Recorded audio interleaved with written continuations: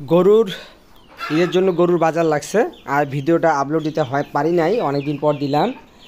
তো এই আপলোড দেওয়ার পাশাপাশি দেখতে পাচ্ছেন গরু কিন্তু আমদানি বেশি ছিল। একটা গরু হাটের মধ্যে মাথা ঘুরে পড়ে গেছিলো, তো পড়ে যাওয়ার কারণে উঠাইতে পারছে পরে অনেকক্ষণ পর। আসলে সেদিন অনেক গরম ছিল আর কি, গরম থাকার কারণে গরুগুলা নাজেহাল অবস্থা। হাটে সেদিন অবশ্য মেলা গরু উঠছিল, পরিচিত লোক ছিল, লোক ছিল আর কি, ভালোই ছিল আর কি।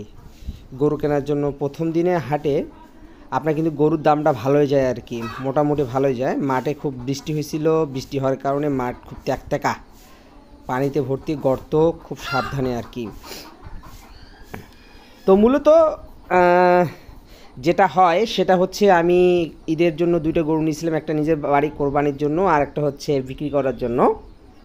1 মাস 10 দিন বয়সে। কত লাভ করলাম গরুটা দেখতে পারবেন, সময় মতো আসলেই দেখতে পারবেন। তো ভিউয়ার্স, ছোটো বড় সবচেয়ে ছোটো গরুর আমদানি সবচেয়ে বেশি। এই ভিডিও করার অর্থ হচ্ছে এই যে, ঈদের কোরবানি গরু বিক্রি করার জন্য কোন ধরনের গরুগুলো কিনবেন ছোটো খামারি যারা আছি, সেইটা আমি যেটা বুঝলাম সেটা হচ্ছে যে ছোটো গরুর আমদানি সবচেয়ে ভালো হয় এবং ছোটো গরুরা সবচেয়ে বেশি বিক্রি হয় আর কি, লাভ বেশি হয় আর কি। তো ভিউয়ার্স, এই দেখছেন ওটাকে আটকাইতে পারতেছে না, ছোটো গরুটাকে আটকানো খুব সমস্যা হয়ে গেছে। আবার দেখবেন আবার টান দিবে, দিল কখন বা। এই হচ্ছে বুড়া গরু, বয়স্ক সব উঠছে আর কি, যেগুলা মূলত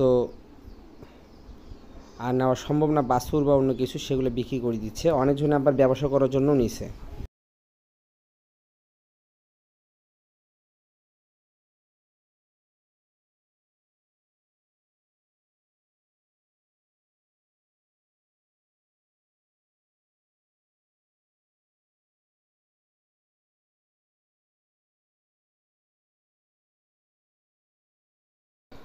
আমার গরুটা বিক্রি হয়ে গেল। এখন যে নিয়ে নিছেন তাকে সে আটকাইতে পারতেছে না গরুটা, সেজন্য গরুটাকে আমি বাসায় দিয়ে আসতে হচ্ছে। আসলে আমার লোকজন দিয়ে আসতেছে। তো গরুটা নিয়েছিলাম 1 মাস 10 দিন, সেটাতে প্রফিট বেড়েছে 7,000 টাকা। আর সবচেয়ে আরও দাম বেড়াই, তো তা হচ্ছে মূলত একটা প্রবলেম হচ্ছে যে এই গরুটা একটু ক্রস টাইপের, তো সিট আছে, সেজন্য সহজে কেউ নিতে যাচ্ছিল না, গাভীর মনে করে কেউ ভয়তে নিতে যাচ্ছিল না। তো যাই হোক, একজনকে বোঝানোর পর নিছে, সে ফোন নম্বরও নিয়েছিল যে গাভিন কিনে, গাভিন থাকলে অবশ্য ধরতো আমাকে।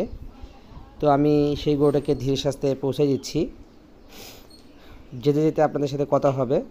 সবচেয়ে ভালো হয় এতে, দেখতে পাচ্ছেন যে গরুগুলা নির্দিষ্ট সময়ে যাবে, আর যাওয়ার সময় আপনার যেটা হয় সেটা হচ্ছে যে, মানে খুব টানাটানি করছিল, খুব উচ্ছৃঙ্খল গরু, সেটার জন্য একটু স্লোলি যাচ্ছিল। না আটকানো খুব মুশকিল, যেভাবে ওষুধ খাওয়াইছি, মানে গাটা একবার গোসল করার জন্য বাইরে বের করছিলাম, তো একদম টান দিয়ে সিঁড়ি নিয়ে গেছিলো, আমার টান দিয়ে সিঁড়ি নিয়ে গেছিলো। মানে একাই কষ্টকর, খুব কষ্ট আর কি একাই। তো কষ্ট যাতে না হয়, খুব ভয় পাইছিলাম। রেল লাইন পার করার সময় ভয় ছিলাম যে পা ভাঙে ফেলবে নাকি। তো রেল লাইনটাও পার করছি, পার করার পর এখন ধীরে ধীরে ওনার বাসায় যাচ্ছি। এখন মূলত উনি বলতেছে যে আমাকে যদি গরুটা পৌঁছায় দিতে হবে, তাই গরুটা পৌঁছায় দিতে হচ্ছে আমাকে। আর গরুটা পৌঁছায় না দিলে সমস্যা, নিয়ে যেতে পারবে না, আটকাইতেই পারবে না।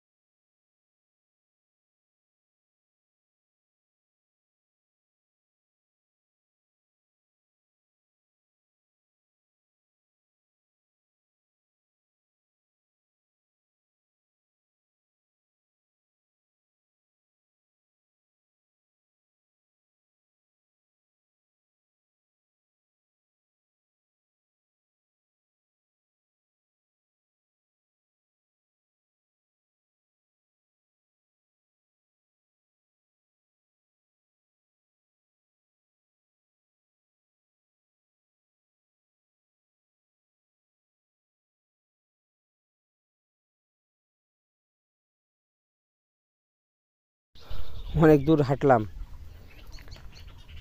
অনেক দূর যাওয়ার পর বাসার কাছে চলে আসলাম আর কি।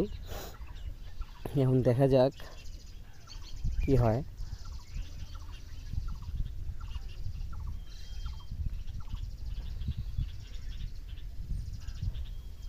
সবার গরু ছাড়ি দেওয়া, আমার গরু গোয়াল ঘর থেকে বেরোতে চায় না।